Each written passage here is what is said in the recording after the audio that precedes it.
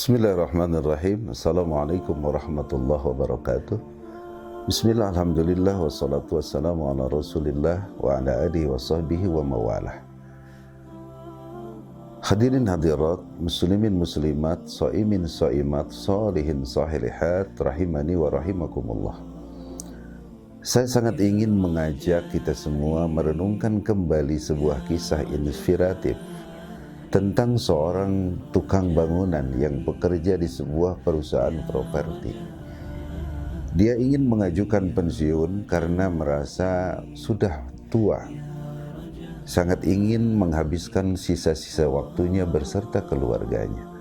Maka pagi itu sang tukang bangunan menghadap kepada pemimpin perusahaan itu. Maka tiba-tiba sang pemimpin mengatakan, "Sebetulnya Bapak, kami sangat kehilangan Bapak, kami sangat memerlukan Bapak. Tetapi kalau itu memang sudah jadi keputusan Bapak, ya kami apa boleh buat, kami akan mengabulkan permohonan Bapak.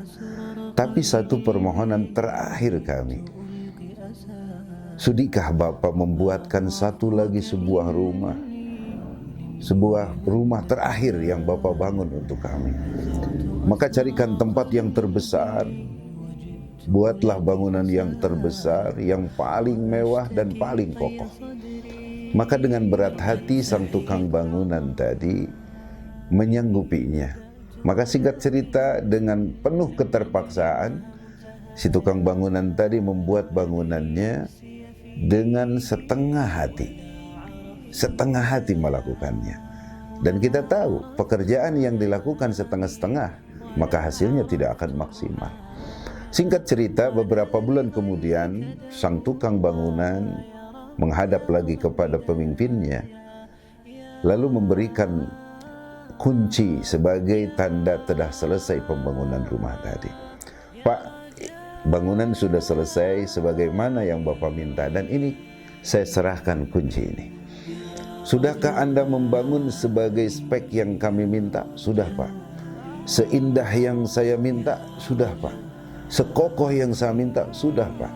Maka kalau begitu, kata pemimpin perusahaan tadi, dia mengatakan, "Bapak, kunci ini saya serahkan lagi kepada Bapak, dan sudikah Bapak dengan keluarga meninggali rumah yang Bapak terakhir bangun? Karena sesungguhnya rumah ini saya persembahkan untuk Bapak sebagai terima kasih kami atas dedikasi Bapak bekerja di perusahaan kami."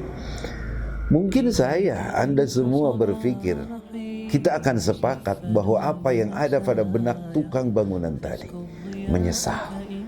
Kenapa tidak mengeluarkan seluruh potensi yang ada, seluruh kemampuan untuk membangun rumah yang terbagus, terbesar, dan terkokoh? Toh budgetnya bukan milik dia. Nah, maka hadirin rahimakumullah, dari kisah ini saatnya kita merenung tentang apa yang sedang kita kerjakan, kita lakukan bulan ini, bulan Ramadan Karim. Kita sedang melakukan puasa, beribadah di bulan Ramadan. Maka kita jadikan seakan-akan Ramadan kali ini Ramadan terakhir bagi kita. Semaksimal mungkin, seoptimal mungkin, mari kita kerjakan ibadah di bulan Ramadan. Jangan sampai habis Ramadan kita menyesal seperti tukang bangunan tadi. Namun hadirin, so'imin so'imat, solihin solihat, bagaimana kita bisa optimal, bagaimana kita bisa maksimal ibadah di Ramadan kali ini? Karena Ramadan saat ini berbeda dengan Ramadan yang lain, di mana berbarengan dengan pandemi COVID-19 yang mengakibatkan PSB. Banyak orang beraktivitas di rumah, tidak bisa di luar rumah. Kita tidak bisa sholat berjamaah di masjid, kita tidak bisa sholat tarawih di masjid, kita tidak bisa sholat Jumat di masjid, kita tidak bisa tadarus, kita tidak bisa ta'lim, dan kita tidak bisa i'tikaf di masjid. Segala dilakukan di rumah. Lalu ada orang yang mengatakan, lalu bagaimana bisa optimal Ramadan saya tahun ini? Sa'imin sa'imat, Rasulullah SAW pernah bersabda dalam hadis yang diriwayatkan oleh Imam Bukhari, "Idza maridul abdu," apabila seorang hamba sakit, au safara, atau bepergian, kutiba lahu mithla ma kana ya'malu muqiman sahihan, maka akan dicatat baginya pahala sebagaimana dia mengerjakan ketika sedang mukim ataupun sedang sehat.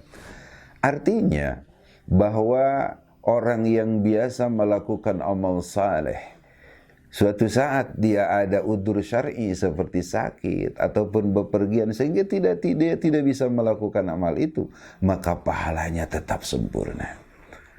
Shaimin Zaimat, menurut Imam Ibnu Battal rahimahullah ta'ala, bahwa udzur syar'i dalam hal ini bukan hanya marid, bukan hanya safar, tetapi segala kendala yang menghalangi seseorang untuk bisa bekerja amal, termasuk COVID-19, masuk insya Allah.